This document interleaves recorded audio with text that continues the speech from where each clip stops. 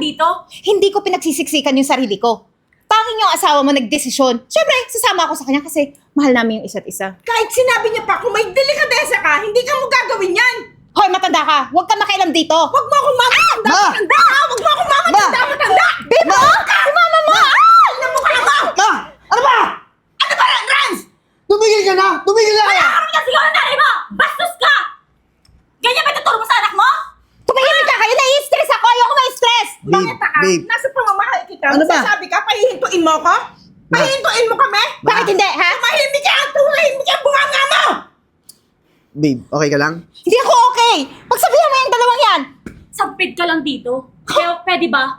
Huwag ka masyadong mapagbataas. Hoy, teka lang! Alam mo, kung hindi ka lang buntis, baka una pa lang kita natin, simpig ako ng pagmumukha mo. Hoy, sinong sampi dito? Kung ako sa'yo, palaglag mo na yung bata kasi magiging kawawa yan tulad mo. Magiging siya yung impostor at sampid dito kasi hindi naman yung mamahalin ng asawa mo eh. Huwag mo tayo palaglag. Ha? Oo, huwag yung palaglag. Pa-dispatch siya. Kung ako sa'yo, dispatch. Pero parang may time kasi sinabi ka niyang laglag, i-cut nyo na lang yung mama. Yung sa telepono namin, i-dispatch mo na lang. Okay, Kung ako G. sa'yo, dispatch Kung ako sa'yo, bumili ka na ng paregla sa Quiapo, i-dispatch mo yung batang yan. Okay, 1, 2, and go. Hoy, kung ako sa'yo, ipadispatch mo na ng batang yan. Bakit? Magiging kawawa yan tulad mo. Kasi magiging impostor yan at sampid dito. Kasi hindi naman yan mamahalin ng asawa mo tulad mo rin na hindi mahal ng asawa mo. Alam mo, nakuha yan, Renz? Saan mo nakuha yung babaeng yan? Wala kang pakialam kung saan ako nakuha ng asawa. Ay, sorry. Wala kang pakialam kung saan ako nakuha ng anak mo. Ang importante, nagmamahalan kami at dito na ako titira. Walang Alam- delikadesa. alam mo, nakakaawa ka. Nakakaawa yung magiging anak mo. Kasi, ikaw ang naging nanay niya. Akala mo magpapatalo ako? Hindi. Sino ka ba? Hindi ka naman mahal ng asawa mo.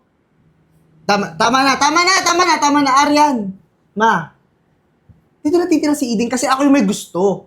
Ayokong pabayaan yung magiging anak namin. Tsaka, di mo ba nakita?